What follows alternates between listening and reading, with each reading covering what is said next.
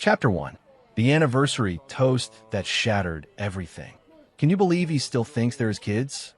The ballroom shimmered in soft golds and creams, warm light glinting off crystal chandeliers and polished silver. String music hummed from the quartet in the corner, underscoring the gentle hum of laughter, clinking glasses, and the low murmur of conversation. A three-tiered anniversary cake stood tall near the head table, adorned with white roses and a golden 21 perched on top. Mark Willis stood near the center of the room, ties slightly loosened, jacket draped neatly over a chair. His smile was easy, natural. For once, everything seemed right. He scanned the room, heart swelling with pride. His wife, Olivia, radiant in a sapphire dress that hugged her curves, was chatting with their oldest daughter, Sophie, near the open bar. Grace and Caleb laughed at something the DJ said by the dance floor. Family, friends, colleagues, all there to celebrate them. 21 years, 2 decades, and change of love, loyalty, building a life brick by brick. Mark had started from nothing. The overtime hours, skipped vacations, sleepless nights, all worth it, standing in this moment. He raised his glass to no one in particular, smiling to himself. Here's to making it, he whispered. Daniel Reed, his best friend since college, clapped him on the back. Hell of a party, brother, he grinned. You always go big. Mark chuckled. Only for one woman. Daniel raised a brow. Lucky Olivia. That was Daniel, smooth, a little too slick sometimes, but always there. Mark had trusted him with everything, investment advice, family barbecues, even being godfather to Caleb. They were brothers in all but blood. A slow song began to play, and the DJ's voice crackled through the mic. All right, folks, if you're here for love, this one's for the anniversary couple, Mark and Olivia. Let's get our stars back on the dance floor. Cheers erupted as Mark reached out his hand and found Olivia's already there. Her smile was poised, almost too practiced, but he chalked it up to the champagne. They stepped into the center as the music enveloped them, soft, nostalgic, the same song from their wedding. He pulled her close. You look incredible, he murmured. She nodded with a distracted smile. Thank you. You okay? He asked. I'm fine, she said too quickly. Just a lot of people. He frowned for a second, but the warmth of the room dulled his concern. They swayed in rhythm. People clapped, some took videos, others wiped away tears. The perfect couple, the perfect life. But behind the mask of celebration, something small and sharp began to twist in his gut. After the dance, Olivia peeled away, excusing herself to get more champagne. Mark stayed back, shaking hands and fielding congratulations. A few moments later, he noticed her near the far corner, her back to him, speaking with Daniel. They were laughing. Too close. Mark felt it before he understood it. He began walking toward them. Slowly, casually, Olivia leaned in toward Daniel, her lips brushing his cheek. Daniel smirked. Mark's steps faltered. Then he heard it. Can you believe he still thinks they're his kids? Olivia whispered, a mocking lilt in her voice. He's practically raised your family for you. Daniel chuckled lowly. And with all the money he's put into their private schools and trips, we couldn't have done it better ourselves. Mark stopped cold, heart slamming against his ribs. His hands went numb. Olivia turned slightly, and Sophie walked up beside her. The 20-year-old, confident and cocky, flicked her hair and laughed. Yeah, Uncle Daniel is way more fun than our loser dad, anyway. Mark couldn't breathe, couldn't blink. He stood frozen among the moving bodies, the laughter, the clinking glasses. The air turned to static around him. His ears rang. The polished floor beneath him seemed to ripple like water, unsteady and unreal. His wife, his best friend, his daughter, mocking him, ridiculing everything he'd ever built, everything he was. It wasn't just betrayal. It was theatrical. It was a performance they had perfected right under his nose. How long? How long? The dance, the kisses, the late-night talks. The weekends Olivia said she needed space. The way Daniel always volunteered to help when Mark traveled for work. Was everything a lie? He remembered Caleb, as a toddler, sitting in Daniel's lap while Olivia giggled and said, "He's obsessed with you." He remembered how Grace once slipped and called Daniel Dad at school play. It all came flooding back, like puzzle pieces snapping together with brutal clarity.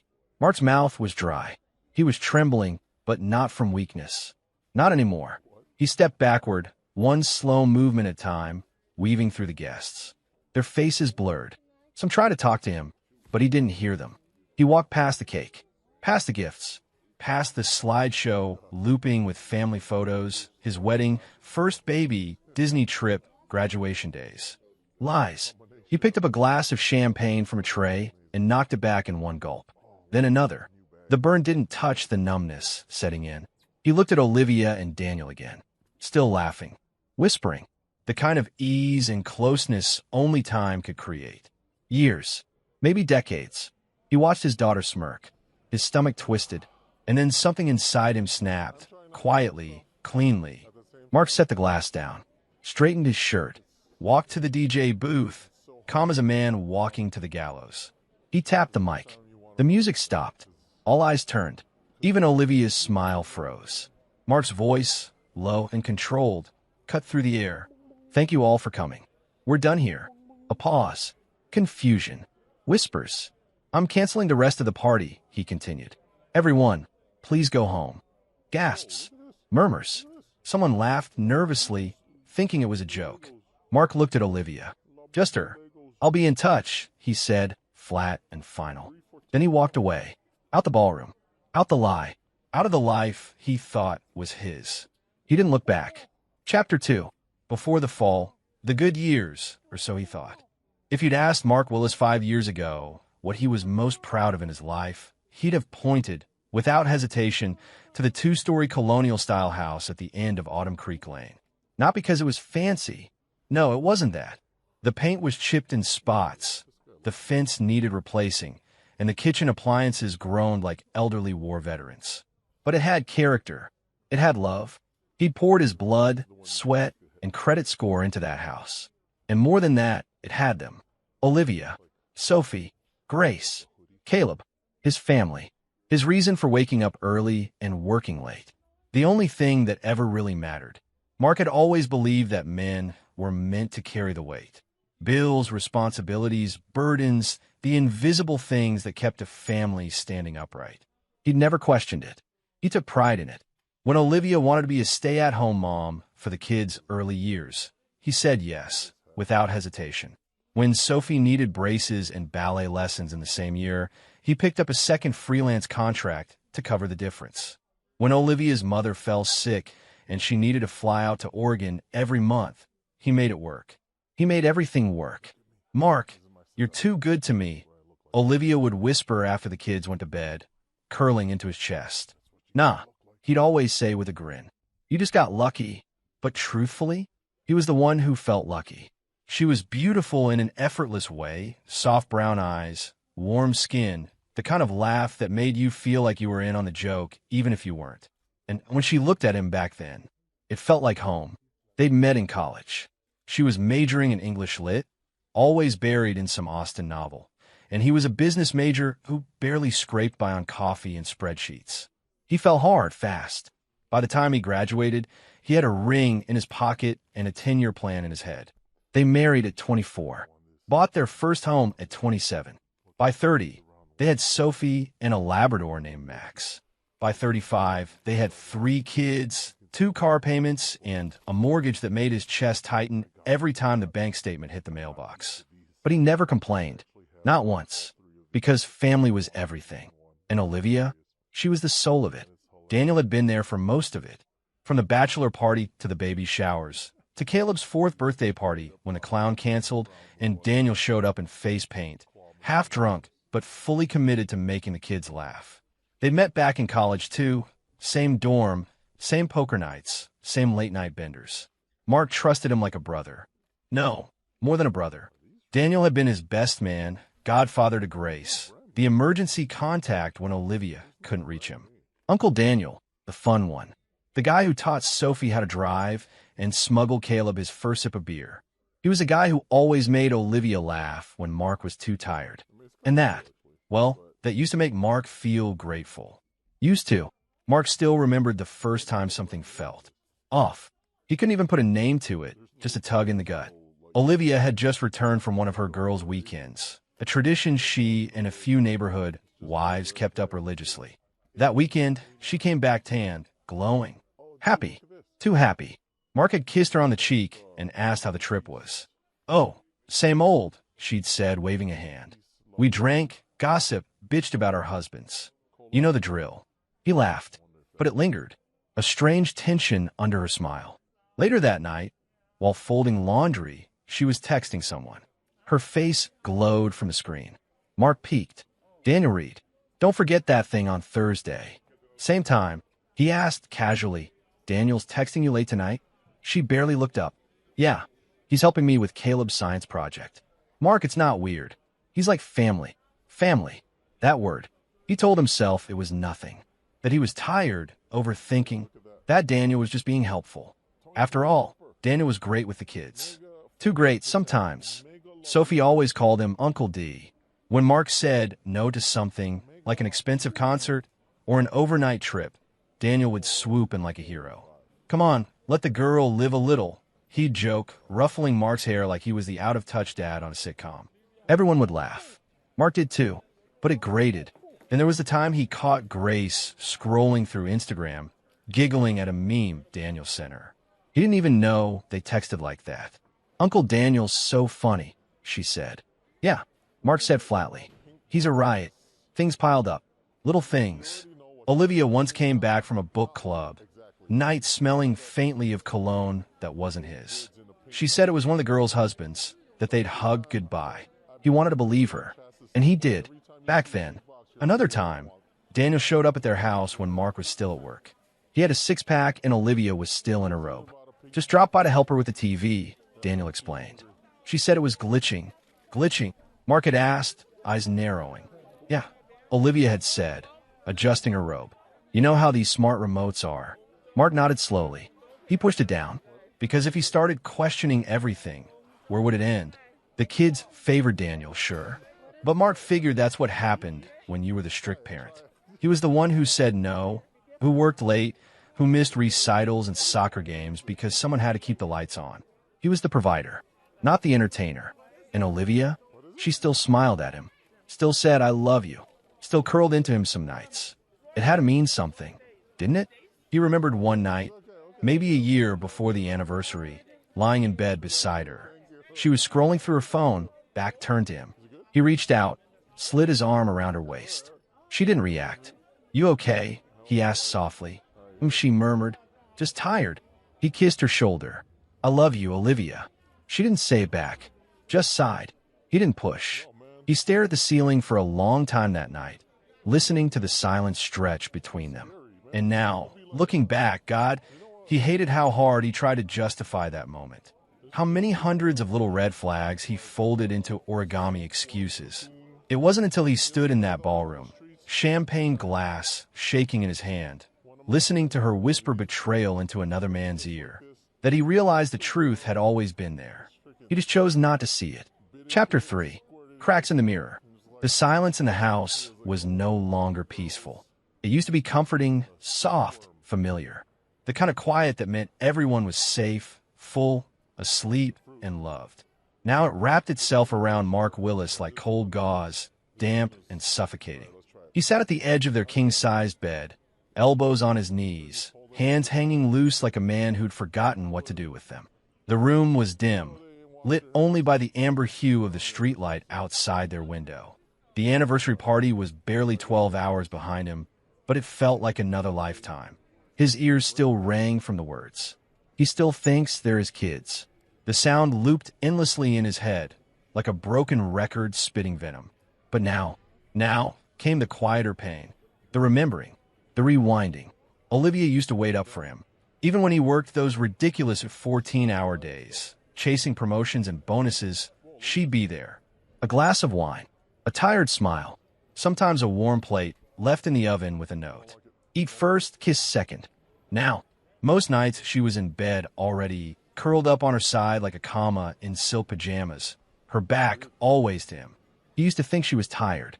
Raising 3 kids was no small feat, he didn't question it. But over the last few years, It wasn't just sleep that came between them. It was the distance, the walls, the invisible barriers that grew taller, thicker, soundproof. He'd reach out for her, physically, emotionally, and it felt like touching glass. She responded, but never initiated. Her kisses were quick, her embraces short, her laughter.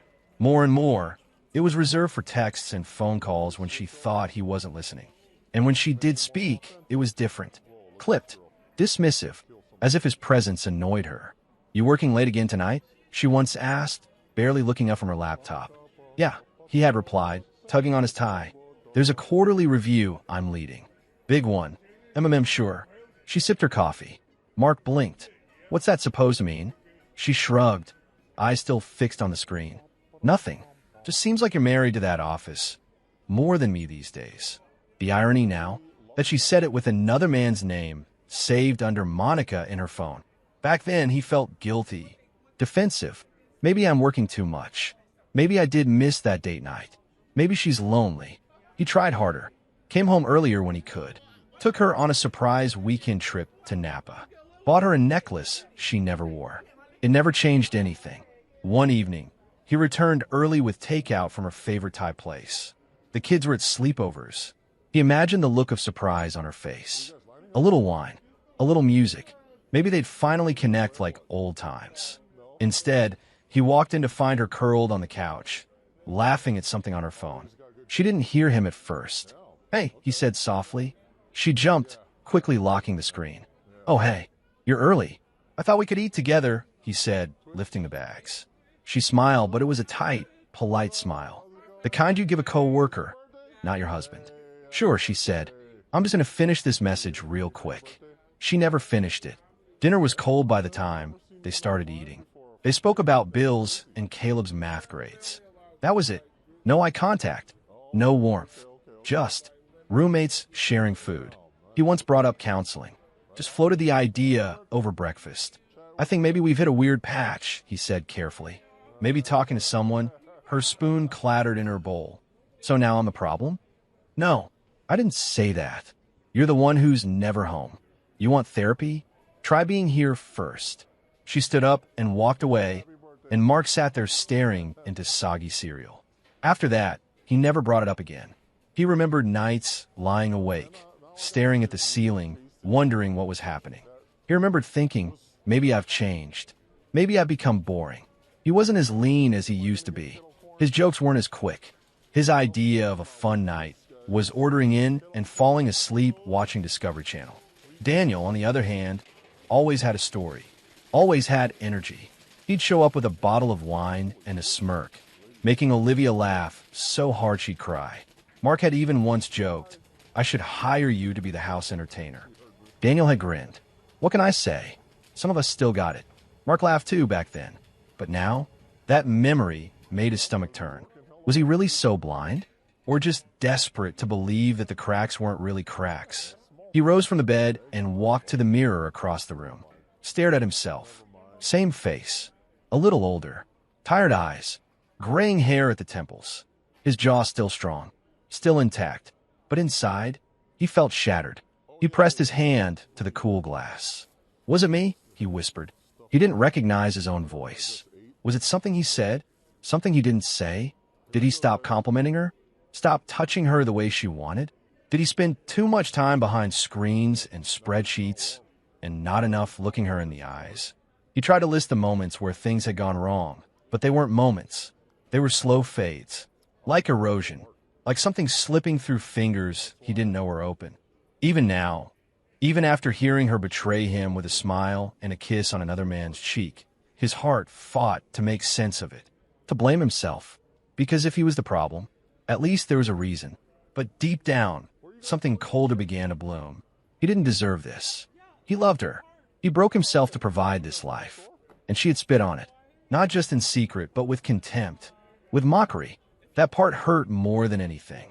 Not the affair, not the secrets, but the laughter. Mark turned from the mirror, jaw tight, chest burning. He crossed the room, grabbed his phone from the nightstand, and scrolled past Olivia's name. He paused over it. For half a second, the old him hesitated. Then he kept scrolling, down to a contact labeled simply, Edward, family law. His fingers hovered, then tapped. Chapter 4. Truth in plain sight. Mark didn't sleep that night. He just sat in the dark on the edge of the bed that now felt like a museum exhibit, something people looked at and whispered about, not something anyone really lived in. The blinds were half open. The pale blue of early morning crept through, slicing the room into shadows. The empty space beside him, where Olivia should have been, felt like a sinkhole, swallowing everything. He stared at his phone, the contact list still open to Edward, family law. He hadn't pressed send. Not yet.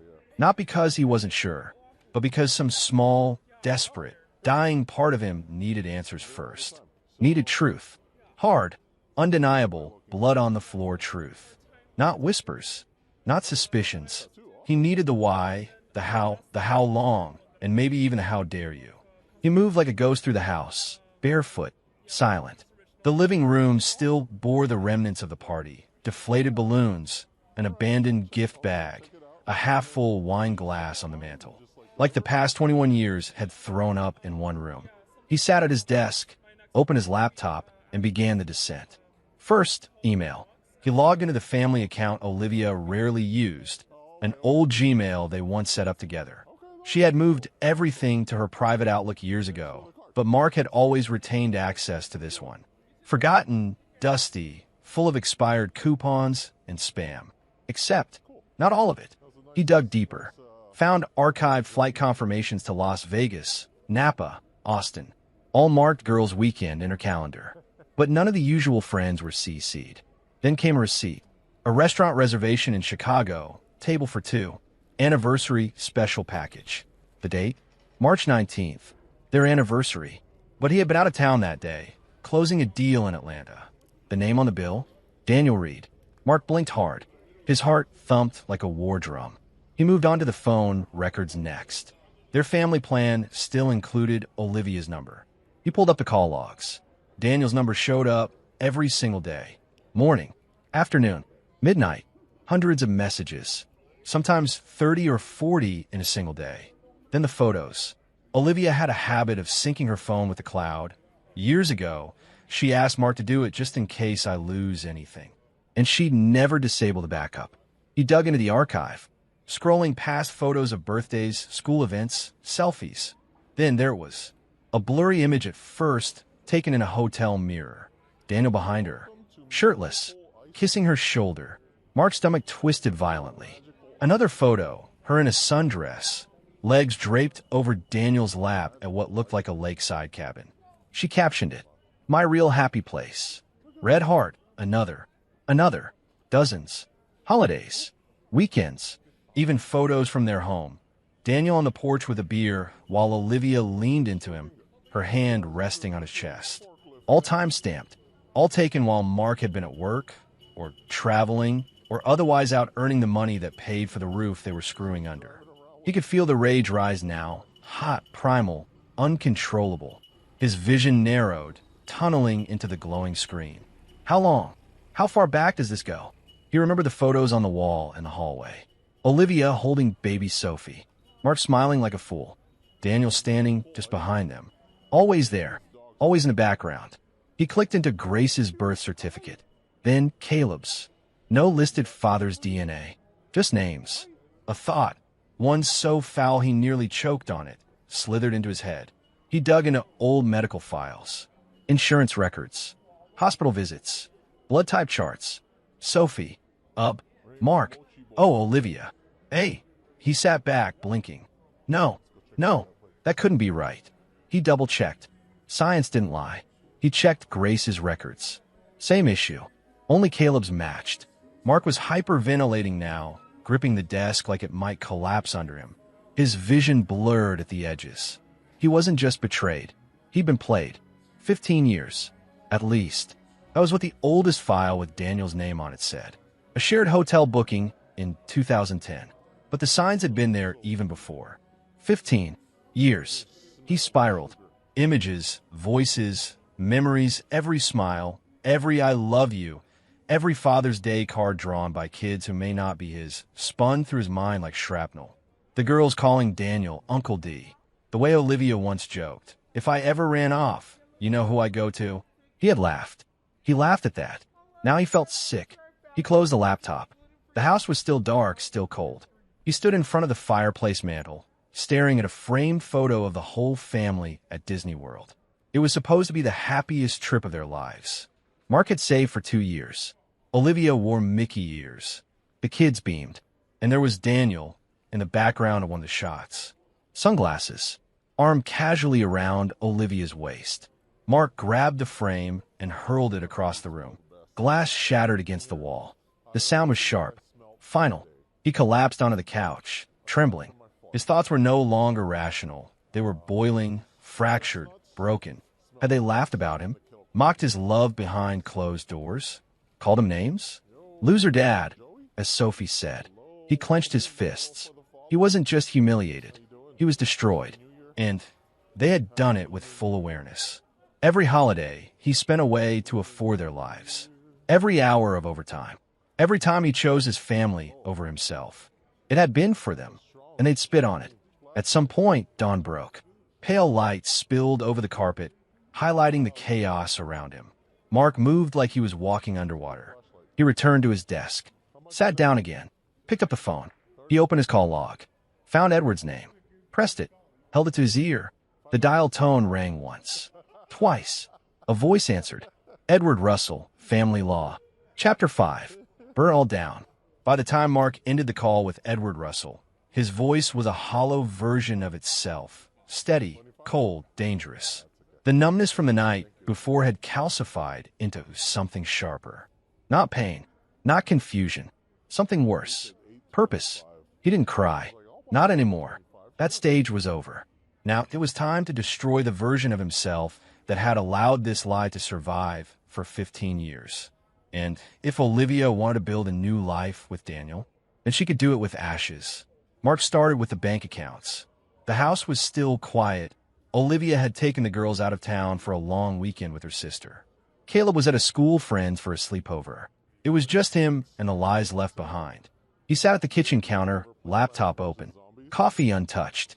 The cursor blinked in front of the joint checking account. He logged in.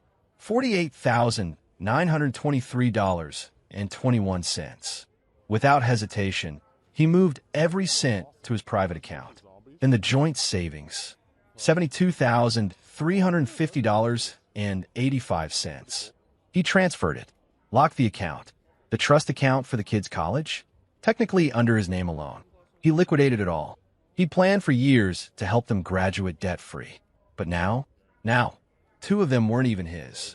And the third, the only one who might be, never once called him dad unless he needed money. Mark closed the laptop, heart pounding like a war drum. The kitchen clock ticked behind him, indifferent to the rage that had overtaken the room. Next came the documents. He opened the fireproof safe in the master bedroom closet. Wills, insurance policies, titles, social security cards, passports. He flipped open the family will. He had spent hours drafting it with Olivia 2 years ago. Everything was divided evenly. Each child listed. Daniel named as alternate executor in case anything happened to Mark. He barked a bitter laugh. He tore the will in half, then quarters, then fed it into the fireplace, watching the edges curl black. Then he opened a fresh folder and wrote a new one. Alone, Caleb was left a small trust, just enough to set him on his feet if a DNA test ever confirmed what Mark already suspected. The rest? Gone. Locked into a new investment account under a different name. Olivia wouldn't see a penny. By afternoon, Mark was methodical. He called the real estate agent he trusted most and told him to start listing the lake house. The one they'd bought together as a forever family retreat. It had been Daniel's idea, of course. A place for memories, he said. Mark would rather burn it to the ground. He emailed his accountant and moved all stock holdings to an offshore account in the Caymans, one Olivia didn't even know existed. He filed paperwork to remove Olivia as beneficiary from his life insurance policy. Mark replaced her name with to be assigned. It took just under 6 hours to erase her from every future plan, every backup, every safety net. And it felt good. God, it felt good. By 5:30 p.m., he opened a blank sheet of paper. He stared at it for a long time, tapping the pen against the counter. What do you write to a woman who spent half your life lying in your bed, pretending you were the love of hers? What do you say to a best friend who raised your children as his joke? Finally, he began. Olivia, I know everything. Don't bother calling. Don't bother lying. The photos, the texts, the receipts, the birth certificates. 15 years. I can't decide what's worse, what you did, or how easily you smiled in my face while doing it. I worked myself into the ground for you. For them. And you, both of you, mock me like I was some pathetic, clueless joke. He still thinks they're his kids. I'll hear that line in my head every day for the rest of my life. But that ends tonight. You don't get another word from me. No screams. No closure. No chance to spin it.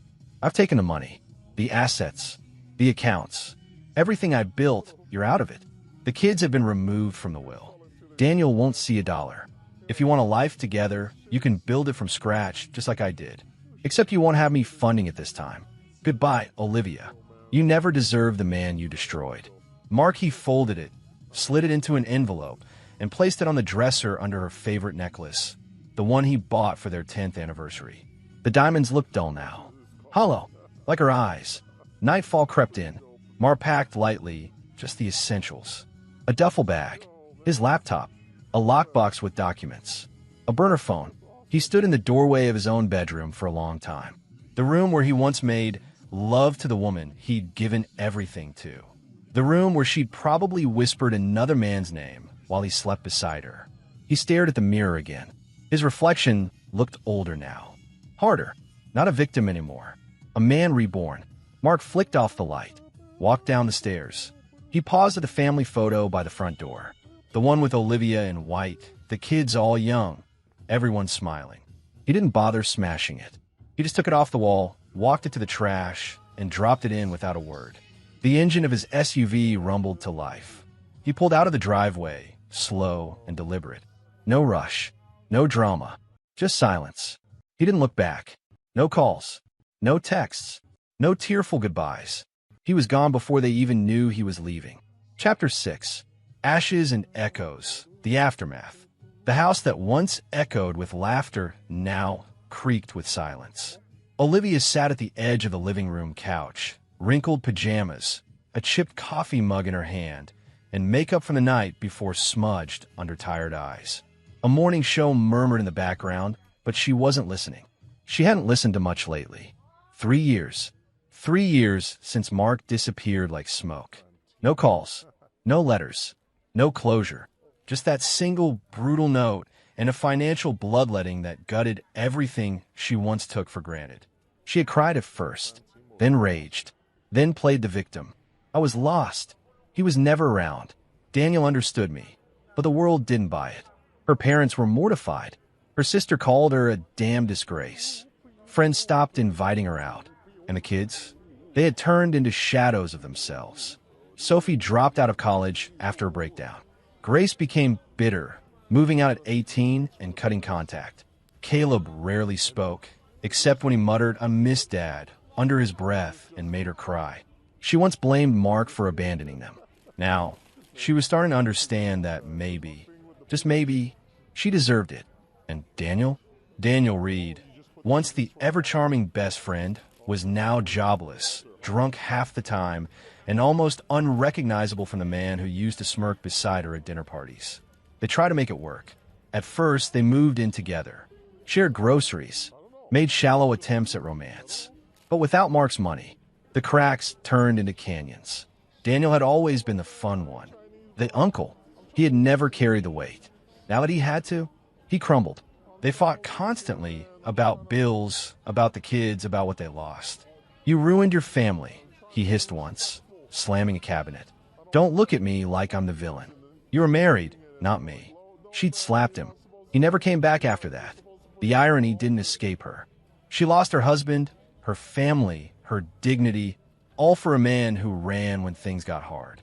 Meanwhile, nearly 1,200 miles away, the crisp mountain air kissed the windows of a secluded cabin nestled in the Rockies. Mark, now going by the name Evan Wells, poured a cup of black coffee as the sun rose behind the pine trees. The smell of fresh pine and burnt cedar filled the wooden space around him. He stood shirtless by the window, leaner than he'd ever been. The man staring back at him from the reflection had scars, not on his skin, but in his eyes. Sharp, watchful, distant. The mornings were quiet here. Too quiet, some might say. But Mark had grown to appreciate the silence. It didn't judge. It didn't lie. It didn't whisper behind his back. He walked to the desk in the corner of the room, where two monitors glowed faintly. He still worked freelance consulting now. Cybersecurity contracts. No fixed address. No ties. He made more money in silence than he ever had in chaos. The old Mark would have been proud. But the new one? He didn't think much about pride anymore. His phone buzzed. A text from his lawyer. Estate audit finished. No contact from Olivia. Caleb turned 17 last week. Still no request for a paternity test. Mark stared at it for a long moment, thumb hovering over the screen. He thought of Caleb often, the boy who used to sit on his lap and ask about the stars, who clung to his hand at school drop-offs, who built Lego sets in the garage while Mark fixed the lawnmower. He wanted to believe Caleb was his. But that belief was poisoned by 15 years of lies. He set the phone down and walked outside instead. The wind was cool. Pine needles crunched beneath his boots.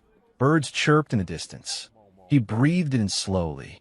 Back in town, Olivia tried selling the house twice. But the market was cruel, just like karma. No one wanted a place with that much baggage.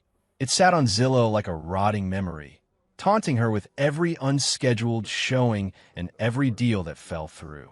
Her job barely paid enough. She worked at a local insurance office, filing claims and pretending not to hear the whispers in the break room. Isn't she the one whose husband vanished? She cheated with his best friend, right? I heard he took everything and left her with debt. They weren't wrong. One night, Olivia stood in the hallway, staring at an old photo on the wall, one she hadn't had the heart to take down. Mark stood in the middle, arms around all three kids. Caleb on his shoulders, Grace making a face, Sophie with a full smile, and her leaning in close to him, laughing. A frozen lie. She reached up and touched the glass, trembling fingers brushing the frame. I didn't mean to lose you, she whispered, voice cracking.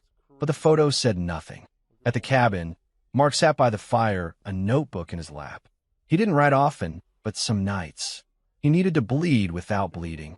They say time heals all wounds. But that's a lie the unbroken tell the broken. Time doesn't heal. It just teaches you how to walk with a limp. He closed the book. He didn't date. He didn't trust. And he didn't let people in. Not yet.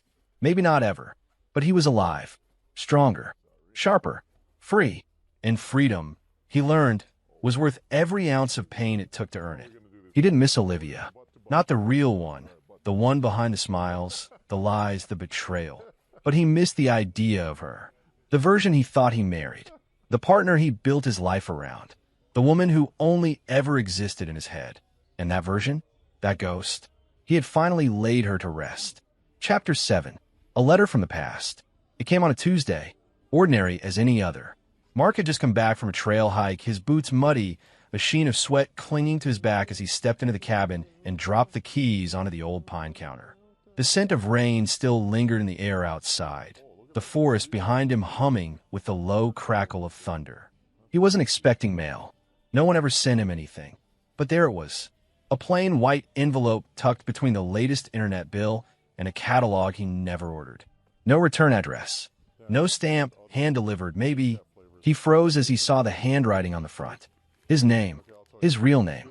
Mark Willis. Not Evan Wells, the name he'd been using for 3 years. Not the ghost he'd become. The name hit him in the chest like a sledgehammer. He stared at the ink for what felt like an eternity before finally tearing it open.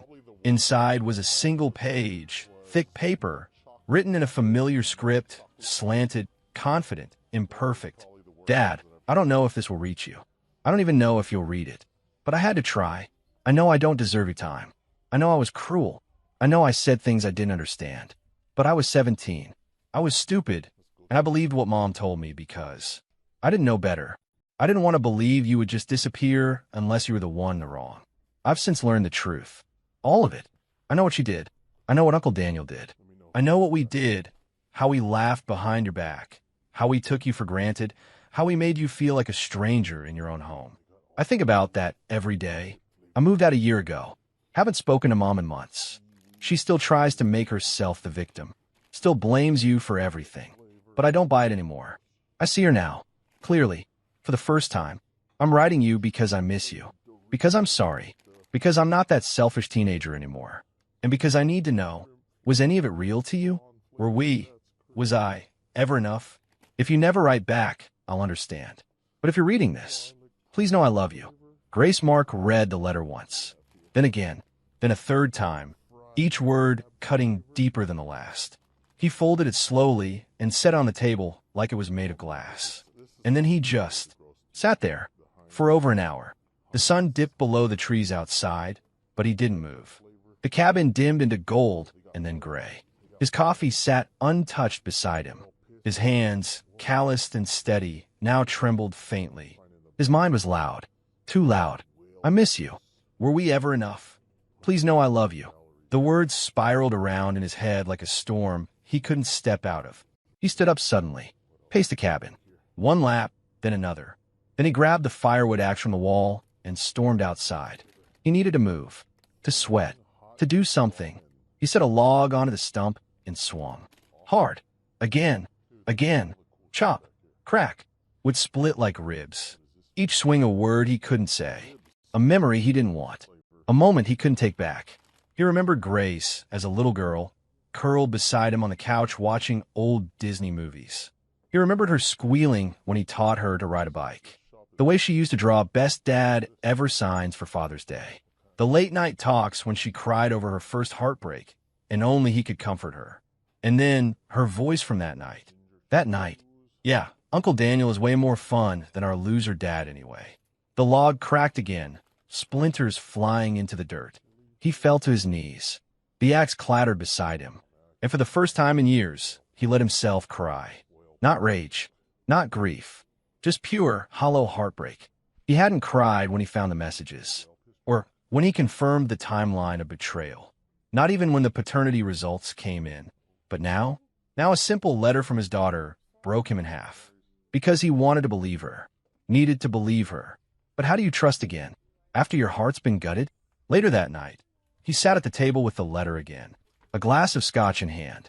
He lit a fire in the hearth, letting the flames fill the room with warmth he couldn't feel.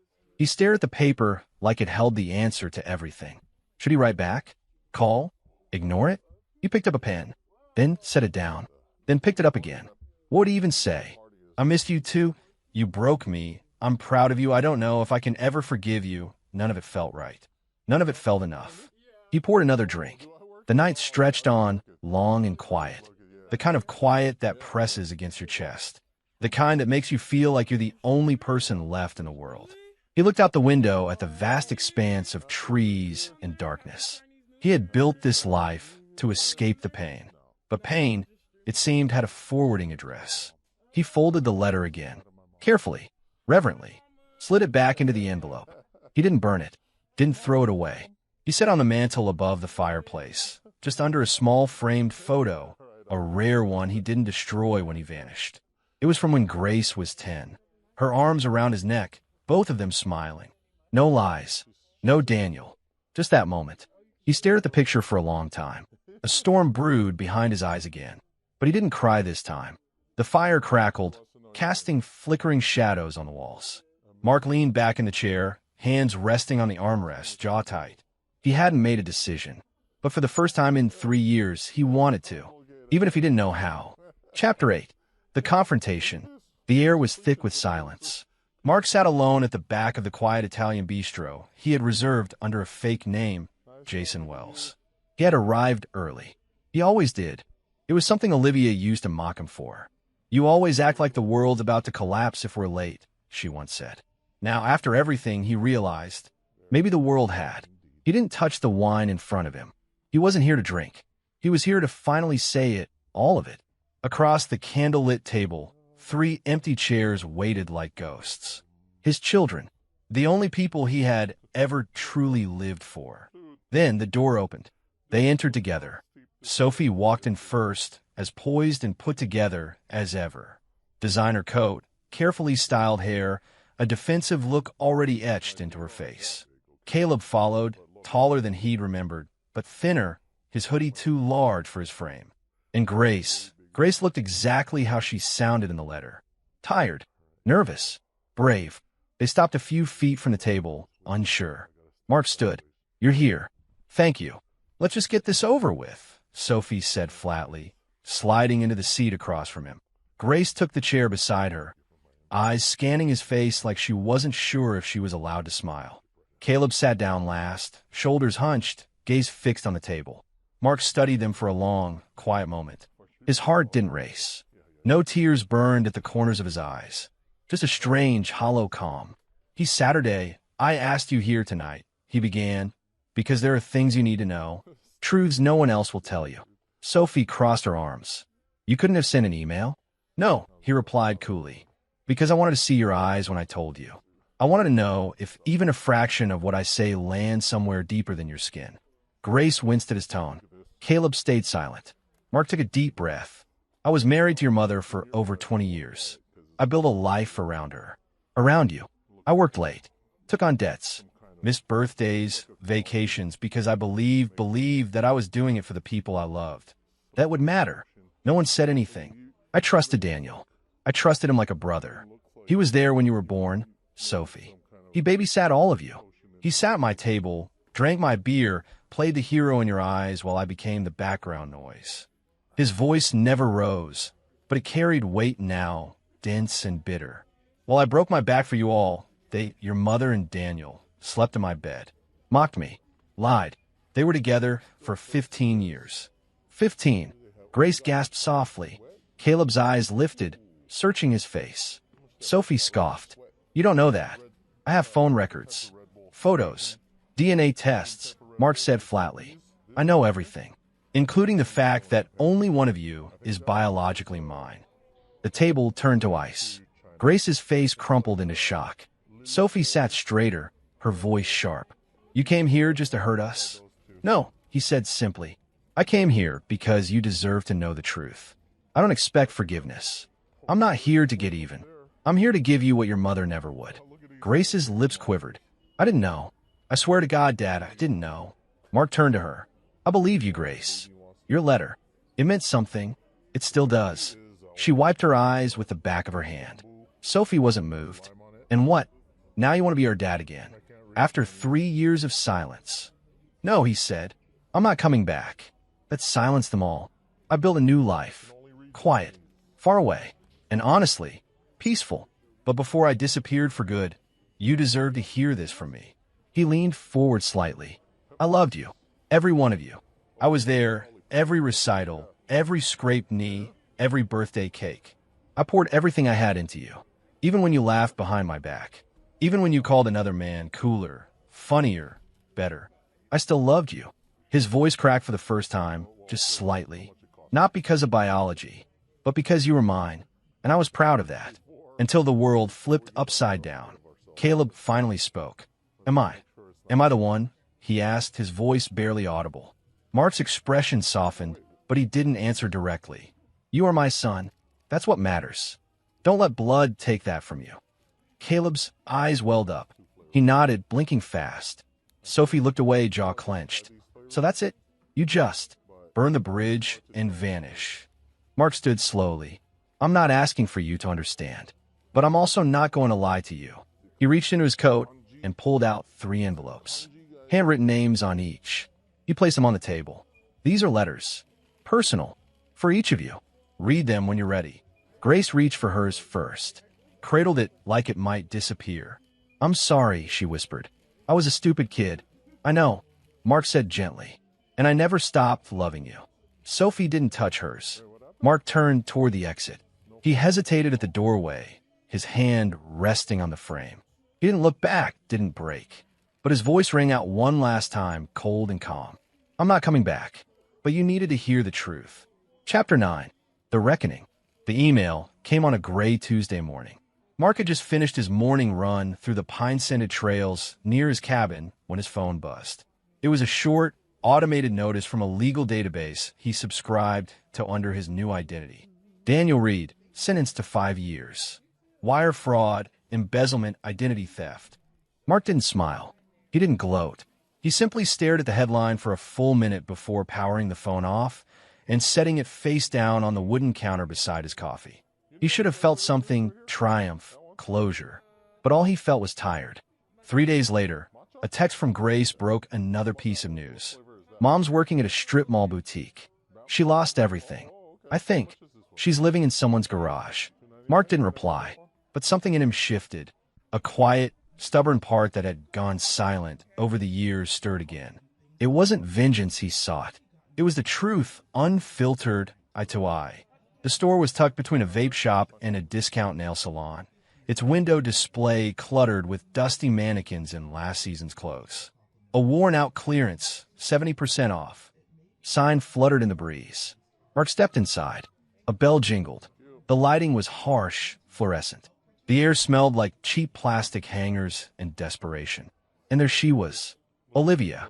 She stood behind the counter, wearing a name tag that said Elaine, an alias or perhaps a desperate reinvention. Her once golden hair was faded and pulled into a loose ponytail. Fine lines creased her face. Her blouse was wrinkled.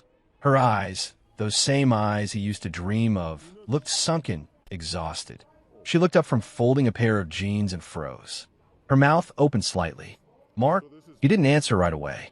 He stepped forward slowly, letting his presence fill the space. Hello, Olivia. The air between them thickened, heavy with unspoken history. She blinked quickly, trying to gather herself. I didn't know you were back in town. I didn't think I'd ever see you again. You weren't supposed to, he said. But here I am. She reached for a water bottle with shaking hands. Did the kids tell you? I didn't come because of them. Then, what? He looked at her for a long, loaded second. Because I wanted to see for myself what you turned all of it into. Olivia's face flushed. If you came here to gloat, I didn't, Mark said coldly. I don't need to gloat, Olivia. You did this to yourself. She laughed bitterly, arms folding tightly. Is that what you think? That I just did this? You have no idea what it was like being with you. You were always gone, always tired. Everything was about work, bills, routine. I was dying in that house. Mark's jaw clenched. Then leave. You had 100 chances to leave. But instead you lied. You betrayed.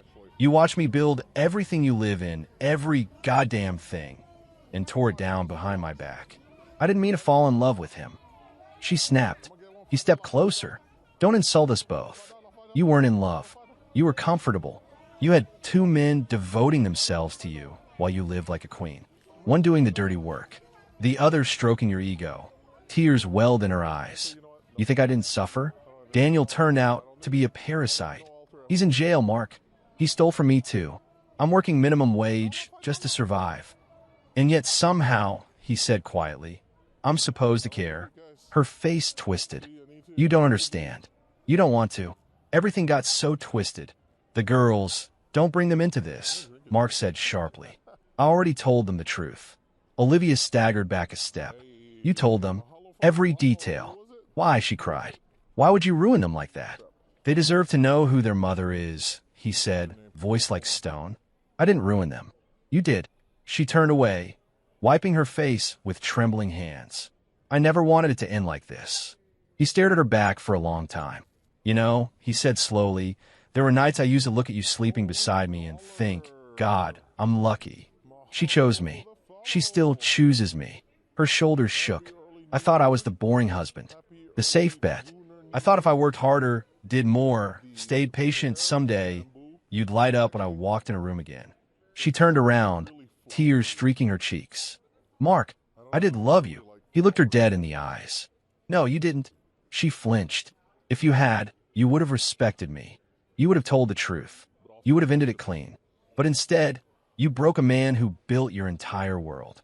He stepped back toward the exit. Her voice cracked. Please, just tell me you forgive me.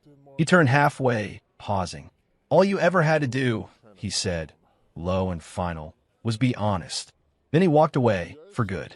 Chapter 10. Walking on my terms. The cabin was quiet. A silence so thick it felt almost sacred. Mark sat back in his worn leather chair by the stone hearth. the flickering flames casting dancing shadows across the wooden walls. Outside, the Rockies loomed tall, indifferent, eternal. For the first time in years, he felt no weight pressing on his chest. No bitterness, no anger, no regrets, just freedom. His phone buzzed softly on the table beside him. A message from Grace. "Hey, Dad. Hope you're okay.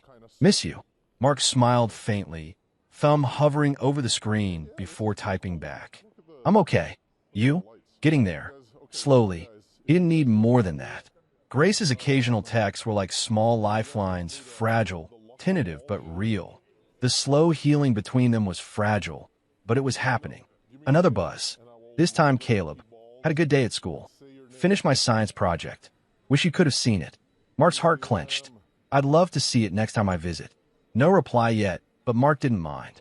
He wasn't rushing anything. Sophie? No message. Her silence was a heavier kind of presence.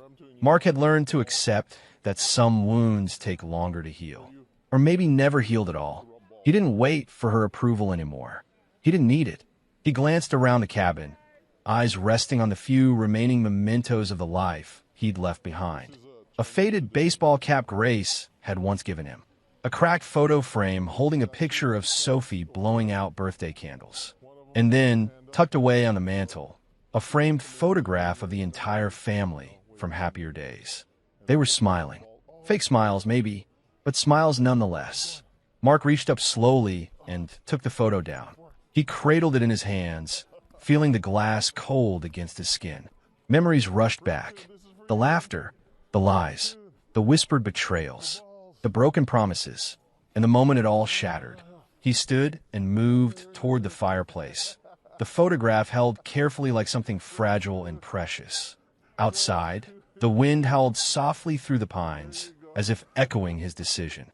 Mark dropped the photo into the fire. The flames hungrily licked at the edges, and the glass cracked. He watched as the paper curled and blackened. A small cloud of smoke spiraled up, twisting and twisting until it vanished into the chimney. He closed his eyes, breathing deep, a strange calm settling over him like a balm. He thought about the years lost, the wounds opened and closed, about Olivia and Daniel, their greed and deceit, about the children who still carried pieces of the past, some ready to rebuild, some retreating into silence, and about himself, the man who had once defined himself by a family that wasn't truly his, who had once sought validation through loyalty and sacrifice, who had finally, painfully, learned that sometimes the greatest peace comes not from forgiving, but from finally choosing yourself. Mark opened his eyes and looked around the cabin again. He wasn't alone. Not really. There was a future here, quiet, uncertain, but his. A future on his terms. He sat back down in the chair by the fire and reached for his journal. With steady hands, he began to write. "I am no longer the man they tried to break. I am not the ghost of their betrayal. I am whole, even if scarred. And from this day forward, I will walk on my own terms." The pen lifted from a page. He closed the journal. Leaning back, he allowed the warmth of the fire and the peace within to wash over him. Outside, the mountain stood tall and silent, guarding his secret. And inside, Mark Willis, once lost, now found, smiled softly. He was finally free. Sometimes the greatest peace comes not from forgiving, but from finally choosing yourself.